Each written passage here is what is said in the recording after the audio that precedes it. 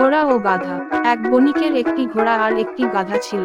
সে যখনই কোথাও যেত তখনই সমস্ত ভার গাধার পিঠে চাপিয়ে দিত। ঘোড়ার দাম তো অনেক, তাই তার পিঠে কিছুই চাপাতো না।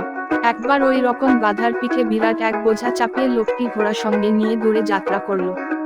বেশ কিছুক্ষণ চলার পর ভারের চোটে গাধার পক্ষে পথ চলাই কষ্টকর হয়ে উঠল। তাই সে কাতর কণ্ঠে ঘোড়াকে বলল, দেখ ভাই ঘোড়া, এই বিরাট বোঝা নিয়ে আমি আর চলতে পারছি না, আমার পিঠ ভেঙে পড়ছে। তুমি যদি আমার ভারের কিছুটা অংশ নাও তাহলে বেঁচে যাই, নইলে নির্ঘাত আমি মরে যাব।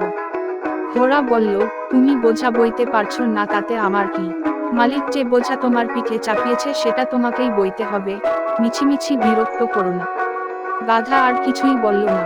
তবে কিছুটা যেতে না যেতেই বোঝার ভার সামলাতে না পেরে সত্যি সত্যি সে মুখ ঘুবড়ে পড়ে মারা গেল।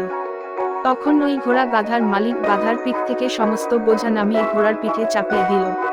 তখন ঘোড়া মনের দুঃখে বলে উঠল, হায় হায়, তখন যদি গাধাকে একটু সাহায্য করতাম তাহলে আর আমার এই দুর্দশা হতো না।